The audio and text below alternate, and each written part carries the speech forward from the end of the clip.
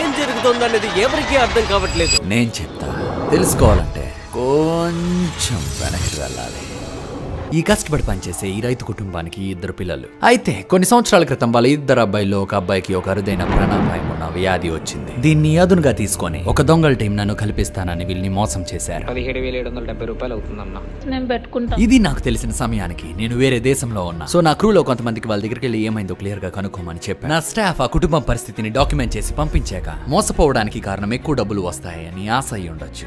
కానీ ఆ ఆశ వెనకట్ల కారణం వాళ్ళ అబ్బాయిని కాపాడుకోవడం. కాబట్టి నేను డిసైడ్ అయింది ఏంటంటే, మనం ఎలాగైనా సరే ఆ పిల్లోడిని నయం చేయాలి అని. ఎంతవరకు వెళ్లాల్సి వచ్చినా, ఏది చేయాల్సి వచ్చినా సరే. సో నెక్స్ట్ డే అక్కడికి బయలుదేరి వాళ్ళతో మాట్లాడడానికి ఏర్పాట్లు చేయమని నా స్టాఫ్ కి చెప్పాను. ఆ దొంగల్ని పట్టుకోవడం కోసమే మిమ్మల్ని ఈ రోజు కలిసే అంటూ చెప్తూనే సమాచారాన్ని సేకరించడం మొదలు పెట్టా.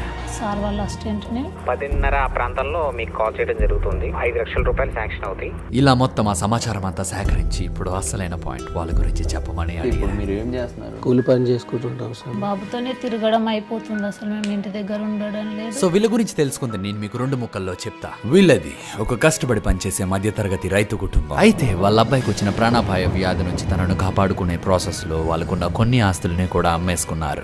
డాక్టర్లు అనేసారు, ఇంకా మేము ఏం చేయడం చేసేంత వరకు చేసినాం. ఒక డాక్టర్ అంటే ఇట్లా అబద్ధం చెప్తున్నారేమో అని అనుకున్నాం, కానీ ఇక్కడ పోయినా అందరు సేమ్ అదే పరిస్థితి. డబ్బులు లేవు ఏం లేదని చెప్పేసి మా బాబుని కిందికి డిశ్చార్జ్ చేసి కిందికి పంపించేసి చాలా బతిలాడు. నేను అసలు మరొక ఇంజక్షన్ 40,000 50,000 రూపాయలు ఇక్కడ అప్పులు. ఇలా ప్రస్తుతానికి వాళ్ళ దగ్గర ఉన్న 3 గేదెల నుంచి వచ్చిన పాలు అండ్ వాళ్ళ ఊర్లో కొంతమంది రైతుల దగ్గర కొనుక్కున్న పాలని తీసుకొచ్చి సిటీలో అమ్ముకుంటూ వ్యాపారం చేస్తూ హాస్పిటల్ దగ్గరలోనే ఒక చిన్న రూమ్ తీసుకొని వచ్చి రాని డబ్బులతో వాళ్ళ అబ్బాయికి ట్రీట్మెంట్ చేయించుకుంటున్నారు. నిర్లక్ష్యం చేస్తే ప్రాణాపాయం అని చెప్పాను. వీళ్ళతో మాట్లాడిన తర్వాత అసలు ఏంటి ఆ అబ్బాయి సమస్య అని పూర్తిగా తెలుసుకోవడం కోసం ప్రస్తుతం వాళ్ళకి ఎంతో సహకరిస్తూ ట్రీట్మెంట్ చేస్తున్న డాక్టర్ని వెళ్ళి కలిశారు. మాట్లాడేకి తెలిసింది ఏంటంటే ఈ వ్యాధికి నయం లేదని. SLE అనే ఈ వ్యాధి ఒక రోజులోనో, ఒక నెలలోనో, లేదా ఒక సంవత్సరంలోనో నయమయ్యేది కాదు. సో ఇప్పుడు డాక్టర్లు చెప్పిన దాని ప్రకారం ఆ అబ్బాయి ఆరోగ్యాన్ని మెరుగు చేయాలంటే ఎన్ని నెలలు, సంవత్సరాలైనా తరచుగా ఆ బాబుకి ట్రీట్మెంట్ని సరిగ్గా చేసుకుంటూ జాగ్రత్తగా చూసుకోవాలి. అంటే వాళ్ళకి చాలా డబ్బులు కావాలి. కాబట్టి వాళ్ళని మిలియనర్స్ చేయడం తప్పించి మనకి వేరే ఆప్షన్ లేదు. సో ఆ రోజు సాయంత్రం ఆ అబ్బాయిని మొట్టమొదటిసారిగా కలవడానికి వాళ్ళ ఇంటికి వెళ్ళాను. చాలా నీరసంగా ఉన్నాడు. హ్యాపీ న్యూ ఇయర్ అని చెప్పి ఈ సంవత్సరం మనకు అంత అనుకూలంగా ఉంటుందని ఆశిద్దామని వాళ్ళతో గత కొన్ని సంవత్సరాలుగా కష్టాలతోనే ఏ పండుగని జరుపుకొని వాళ్ళ ముఖంలో ఇప్పుడు మీరు నవ్వుని చూడండి. ఇలా దీని తర్వాత వాళ్ళతో మీకు ఆర్థికంగా సహాయం అవ్వడం కోసం నేను మీకు ఒక ఉద్యోగం ఇవ్వాలనుకుంటున్నా, అదేంటో మీకు రేపు చెప్తా అని అక్కడ నుంచి బయలుదేరడం మొదలు పెట్టా. మన ప్రయత్నం మనం 100% ఇద్దాం. దీని మీద మనం గెలిస్తే ఇది మన అందరికి గెలిపోదు. కష్టం పెద్దది మరియు కఠినమైనది అన్న నిరుత్సాహం అయితే ఉంది.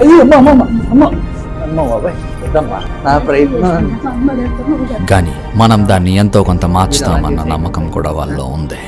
వాళ్ళని మిలియనర్స్ ఎలా చేయాలి అని బాగా ఆలోచించక అర్థమైంది ఏంటంటే, వాళ్ళకి బాగా తెలిసింది ఒకే ఒక వ్యాపారం, అది పాలు అమ్మడం.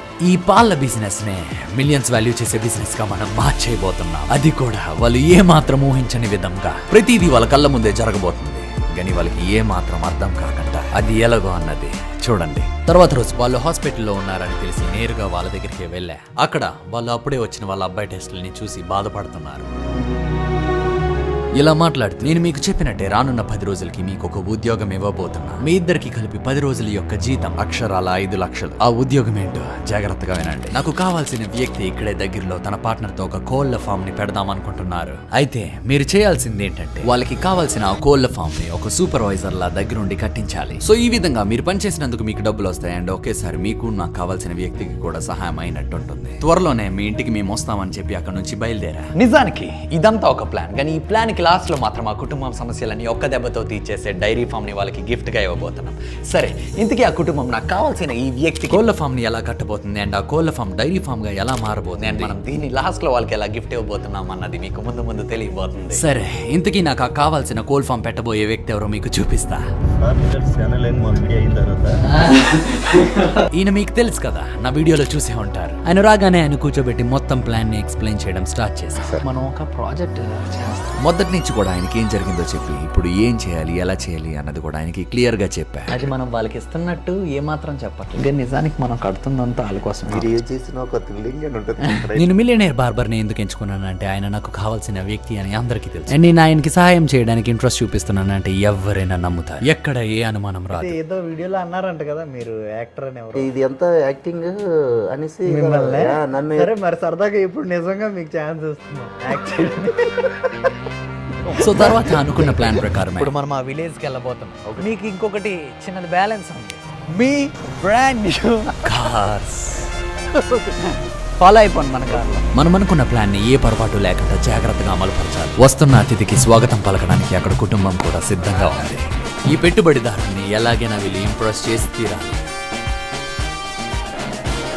పరిచయాలు మొదలయ్యాయి. వాళ్ళకి అనుమానం వచ్చే విధంగా ఏది జరగకుండా ఇక్కడ నుంచి మనం చూసుకోవాలి.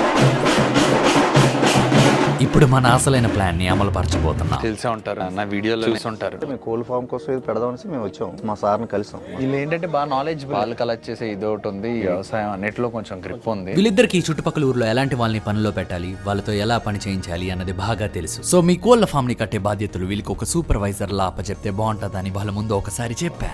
మీరు ఎలాగంటే అలాగే సార్. ఇల్లు పరిస్థితి ఎలా ఉందంటారు? చాలా ఘోరంగా ఉంది సార్. ఎందుకంటే ఒకప్పుడు నేను అంతే బాధపడ్డాను. ఈ రోజు నేను మా సార్ పెట్టిన లైఫ్ వల్ల నేను ఖచ్చితంగా ఉన్నాను. నాలుగు ఇంకో 10 మంది బాగుపడాలి. అంతా బానే ఉంది కానీ ఎవరికైనా ఒక అనుమానం రావచ్చు. అదేంటంటే బార్బర్ షాప్ నడుపుతున్న ఆయన ఎందుకు సడన్ గా ఒక కోళ్ల ఫామ్ ని పెట్టాలనుకుంటున్నాడు అని. అందుకోసమే ఆల్రెడీ ఒక పౌల్ట్రీ వ్యాపారాన్ని నడుపుతున్న ఒక సామాన్యుడిని ఈయనకి పార్ట్నర్ గా పెట్టి అండ్ దీన్ని ఇంకొంచెం ఇంట్రెస్టింగ్ గా మార్చడం కోసం ఈ పార్ట్నర్ అనే పాత్రకి కోపం ఎక్కువ పెట్టబోతున్నా. మిలియనేర్ బార్బర్ కి ఒక చిరకాలపు మిత్రుడు ఉన్నాడని, ఆయనతో ఎప్పటి నుంచో కలిపి ఒక వ్యాపారం పెడదాం అనుకుంటున్నారని. అందుకే ఈ మధ్య కాలంలో సంపాదించిన డబ్బులు తన స్నేహితుడితో పాటు కోళ్ల ఫామ్ బిజినెస్ లో పెట్టాలని నిర్ణయించుకున్నారని వాళ్ళకి చెప్పా. తర్వాత వీళ్ళు సూపర్వైజర్లుగా కోళ్ల ఫామ్ ని ఎలా కట్టాలని కూడా చెప్పా. చేస్తాను మనం కట్టించేయడమే దగ్గర ఉండి కట్టించి లాస్ట్ వీళ్ళకి అప్పచెప్పడం అది మన పని. నేను ఎప్పుడో జస్ట్ 2 రోజులకు ఒకసారి 3 రోజులకు ఒకసారి వస్తాం. అందులో మాది ఆంధ్రప్రదేశ్. మేము రావడం అంటే చాలా లైట్ అండ్ ఎక్కాలి, లేకపోతే బోల్డ్ ఎంత ఇది. ఓకేనా? సరిగ్గా ఇప్పుడే ఆ ఫ్యామిలీ దృష్టిలో మన పార్ట్నర్స్ కట్టబోతున్న కోళ్ల ఫామ్ ని డైరీ ఫామ్ గా మార్చడం స్టార్ట్ చేశా. నాకు మీకు ఇంకొంచెం సహాయం చేయాలనుంది. రాత్రి నాకు ఒక అద్భుతమైన ఐడియా వచ్చింది. ఈ పార్ట్నర్ల చేత మనం కోళ్ల ఫామ్ బదులు డైరీ ఫామ్ కనుక పెట్టించినట్టయితే ఆ పాలని మీరే అమ్మచ్చు కదా, అప్పుడు వచ్చే లాభంలో కొంత భాగం మీకు కూడా వస్తుంది కదా అని వాళ్ళకి చెప్పా. నిజమే అని ఎక్సైట్ అయ్యారు. సో ఈ ఐడియాని మన మిలియనేర్ బార్బర్ కి చెప్పి వాళ్ళ ఇంట్లో ఉన్న పెరుగును కూడా ఆయన చేత టేస్ట్ చేయించా. నేను ఆయనకి చెప్పినట్టే అనుకున్న ప్లాన్ ప్రకారం ఈ కుటుంబంతో అంతా బాగుంది, నాకు చాలా నచ్చింది. కానీ నేను ఒకసారి నా పార్ట్నర్ ని అడగాలి అని మన మిలియనేర్ బార్బర్ చెప్పాడు. అయితే ఇందాక చెప్పాను కోల్డ్ ఫామ్ కన్నా డైరీ అయితే బాగుంటుందండి. ఆవులు పెడితే సిగ్నల్ అందలేదు. సిగ్నల్ అందట్లేదు. నేను ఒక్కనే మాట్లాడలేను కదా, మాకు పార్ట్నర్ ఉన్నాడు. ఆయన కనుక్కొని నేను ఏంటన్నది ఇలా మొత్తం క్లియర్ గా మాట్లాడి అక్కడ నుంచి ఇద్దరం బయలుదేరా. ఇప్పుడు ఈ కుటుంబం దృష్టిలో వాళ్ళు సూపర్వైజర్లుగా ఇది కట్టించడం వల్ల వాళ్ళకి 5 లక్షలు రావడం మాత్రమే కాదు, ఒకవేళ అవతల పార్ట్నర్ ని కనుక కోళ్ల ఫామ్ బదులు డైరీ ఫామ్ పెట్టించడానికి ఒప్పించినట్టయితే ఆ పాలు అమ్మడం వల్ల వీళ్ళకి కూడా ఎంతో కొంత లాభం వస్తుందని ఇప్పుడు భావిస్తున్నారు. కొన్ని రోజుల తర్వాత అన్నట్టుగానే అన్ని ఏర్పాట్లు మొదలయ్యాయి. సూపర్వైజర్లు కూడా వాళ్ళ బాబుని తన అమ్మమ్మ తాతయ్యకి అప్పచెప్పి వాళ్ళ కొత్త ఉద్యోగంలో నెక్స్ట్ 10 రోజులకి సరిపడే బట్టలతో చేరారు. పని జరిగే ప్రదేశానికి ఇంకొంచెం సేపట్లో ఆ ఇంకో పార్ట్నర్ కూడా రాబోతున్నారు. జరగబోయే మీటింగ్ బట్టి కోళ్ల ఫామా డైరీ ఫామా అన్నది నిర్ణయించబడదు. వాళ్ళతో ఆల్రెడీ డిస్కషన్ చేసాం, కాకపోతే వాళ్ళకి ఇంకా కాన్ఫిడెన్స్ రావట్లేదు. వీళ్ళతో మాట్లాడుతుండగా నేను చెప్పినట్టే కరెక్ట్ గా ప్లాన్ ప్రకారం మన పార్ట్నర్స్ ఇద్దరు ఫీల్డ్ లోకి వచ్చారు. అయితే ఇప్పుడు ఆ పార్ట్నర్స్ ఇద్దరు డైరీ ఫామ్ కట్టడానికి ఒప్పుకుంటారా లేదా అన్నది చూడాలి. వీళ్ళకేంటి ప్రొడక్షన్ ఈ డిస్కషన్ లో నేను వీలైనంత ఈ కుటుంబానికి సపోర్ట్ గా మాట్లాడుతూ ఒకవేళ డైరీ ఫామ్ పెడితే అందులో ఉన్న పాలు వీళ్ళే డైరెక్ట్ గా అమ్మేస్తారు. అమ్మినందుకు లాభాల్లో ఒక చిన్న భాగం మాత్రమే వీళ్ళు తీసుకుంటారు అని వాళ్ళకి చెప్పా. కానీ ఈ పెట్టుబడి పెట్టే పార్ట్నర్లు మాత్రం ఎన్నో డౌట్లు అడగడం మొదలు పెట్టారు.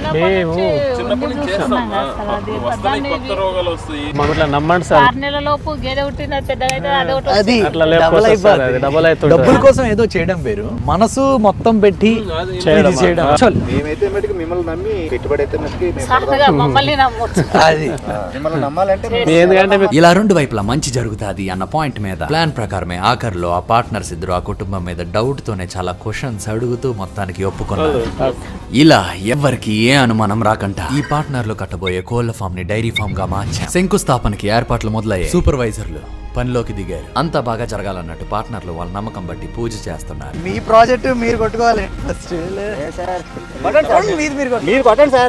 ఇప్పుడు మొదలు పెట్టబోయే వ్యాపారం సక్సెస్ఫుల్ అవ్వాలని ఒకరి తర్వాత ఒకరు కొబ్బరికాయలు కొట్టారు. ముందు ఆ ఇద్దరు పార్ట్నర్స్, తర్వాత ఈ ప్రాజెక్ట్ కి సహాయం పడిన వాళ్ళు, ఆఖరిగా సూపర్వైజర్లైన ఆ ఫ్యామిలీ. వాళ్ళు ఆఖరి అయి ఉండొచ్చు, కానీ వాళ్ళకి తెలియని విషయం ఏంటంటే అక్కడ ఉన్న వాళ్ళందరూ ప్రే చేస్తుంది వాళ్ళ వ్యాపారం బాగుండాలని. వాళ్ళకి అసలు ఏమాత్రం తెలియదు. ముందెప్పుడు ఇలా పని చేయించే అనుభవం లేకపోయినా టైంలో ఇదంతా ఎలాగైనా పూర్తి చేయాలనే లక్ష్యంతో మొదలు పెట్టారు. ఫస్ట్ టైం గుడ్ నైట్, మళ్ళీ రేపు కలుద్దాం. ఈ పనులు ఎలా చేయించాలో అన్న టెన్షన్తో పాటు కొన్నిసార్లు అస్వస్థకు కూడా గురయ్యారు. సో వర్క్ ప్రెసెంట్ అయితే